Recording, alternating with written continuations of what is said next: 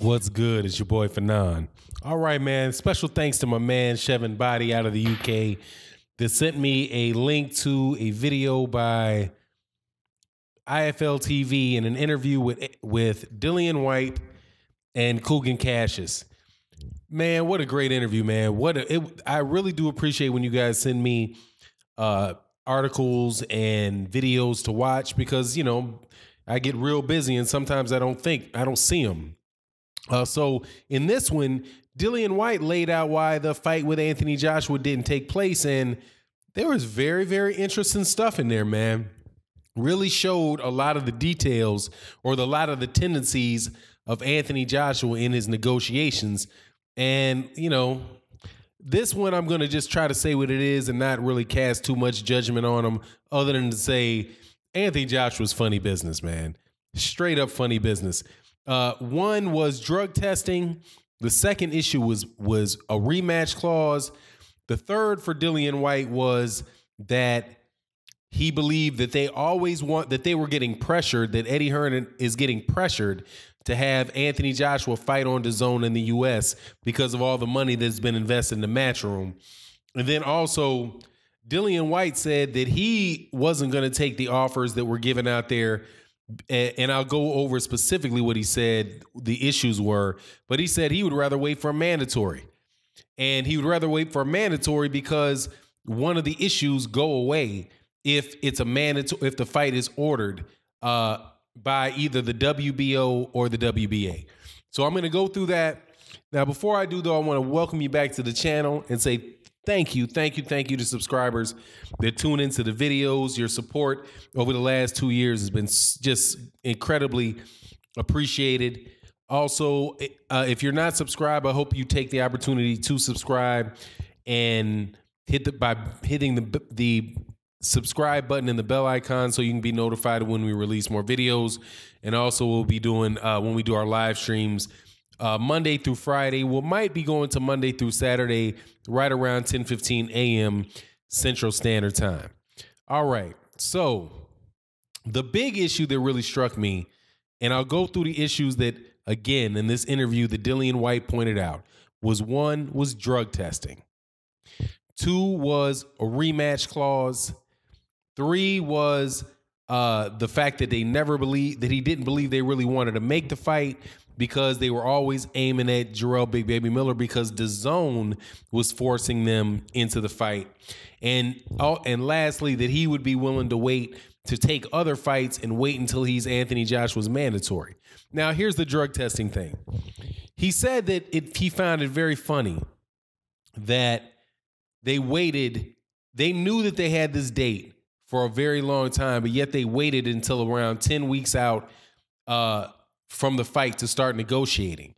And that was a red flag to him because he said that he participated in VADA 12-week testing protocol. 12-week testing protocol, and that Anthony Joshua does not. And so that was a big stickler that he was going to have in the contract in fighting Anthony Joshua, was that he's going to be drug tested, but that wasn't going to work because Anthony Joshua's not signed up for that.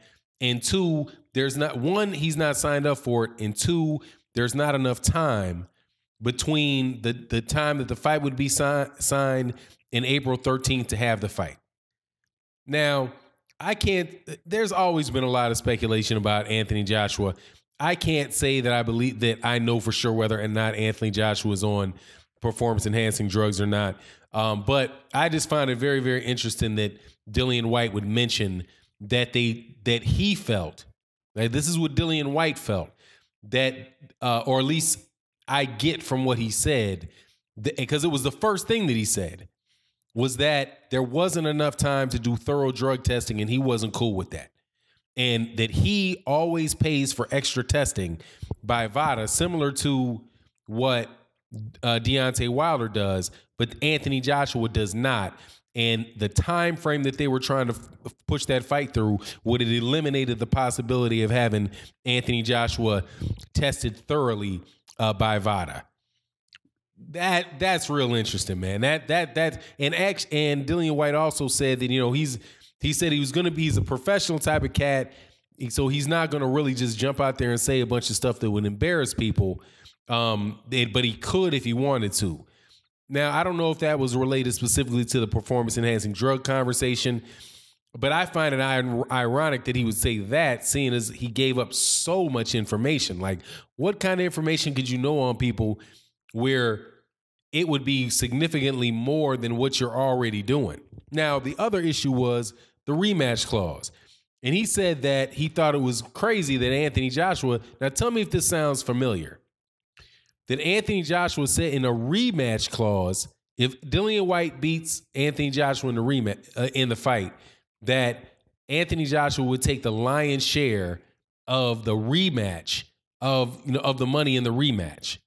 So not only did they have a rematch clause, they had a percentage split for the rematch if Anthony Joshua lost. Now, that to me sounds a lot like what he said with Deontay Wilder. But with Deontay Wilder, I don't believe he offered. I don't even know. Actually, I don't even know if Dillian Whyte got offered a rematch. More than likely he didn't, because he's not an actual champion. But with Deontay Wilder, he wouldn't offer him a rematch. It was a one-way rematch clause, and one in which they did exactly what Dillian Whyte said that they did to him, which was when Dillian Whyte said that he said, okay, if you want a rematch clause, if I win, I'll take the same amount in the rematch that you took in the first fight. And they said no.